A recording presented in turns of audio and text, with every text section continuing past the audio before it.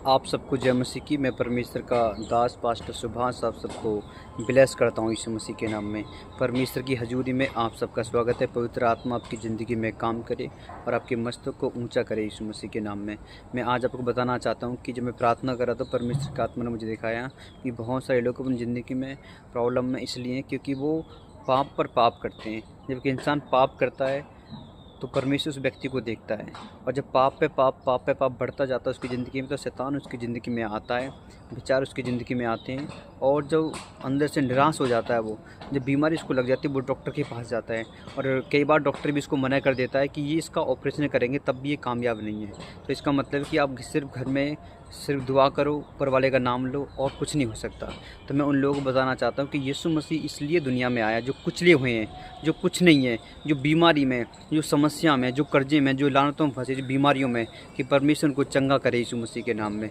Bible ऐसा कहती है एक व्यक्ति था और वो 38 ईयर से, मतलब कि 38 साल से बीमार था, वो समस्या में था, और यीशु मसीह उसके पास आता है और यीशु मसीह उससे सीधा आके कहता है कि अपनी खाट उठा और चल फिर। इसका मतलब है कि उसको डॉक्टर ने जवाब दे दिया होगा। हो सकता है डॉक्टर के पास गए, बड़े बड़े हकीमों को उसने दिखाया हो और उसको जवाब मिल गया हो, पर वो अंदर से निराश बैठा हुआ था। यीशु मसीह उसके पास आया, उसने कहा क्या तू चंगा होना चाहता है? उससे सीधा बोला कि वो कहता हाँ मैं चंगा होना चाहता हूँ। यीशु मसीह ने उससे सीधा बोला कि अपनी खाट उठा और चल फिर।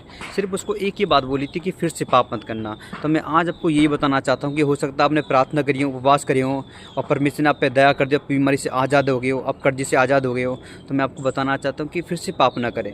एक सूर्या की बाइबल में एक उदाहरण दिया कि यीशु मसीह ने कहा कि सूर्य जो होती है उसको तुम कितना नहला लो, कितना धुला दो, वो हमेशा कीचड़ में जाएगी। तो कुछ विश्वासी, कुछ ऐसे लोग हैं जो कितना भी उनको वचन से उत्साहित कर लो, कितना उनके लिए प्रार्थना कर लो, कितने उनके सिर पर लेहंड कर लो, वो जाएंगे उसी गंदगी में, उसी पाप में जाएंगे। पर यीशु मसीह ने उससे कहा कि देख तू चंगा हो चुका है, फिर से पाप मत करना। ऐसा ना हो कि इससे बड़ी बीमारी, बड़ा कर्जा, बड़ी समस्या तेरे पीछे करे। मैं आज आपको बताना चाहता हूँ कि अपनी ज़िंदगी में तुम कामयाब होना चाहते हो, अगर तुम चाहते हो कि आपका मस्तक ऊंचा करे परमेश्वर, तो ज़िंदगी में पाप करना छोड़ दो, झूठ बोलना छोड़ दो, व्यभिचार करना छोड़ दो, दारू पीनी, ऐसे गंदे गंदे काम करना छोड़ दो। जब आप ऐसा छोड़ने का निर्णय लोगे तो मैं करम परमेश्वर आपकी ज़िंदगी में काम करेगा। आपके बच्चे नाकामयाब से कामयाब बन जाएंगे यीशु मसीह के नाम पर। कब? जब आप पाप छोड़ोगे तब।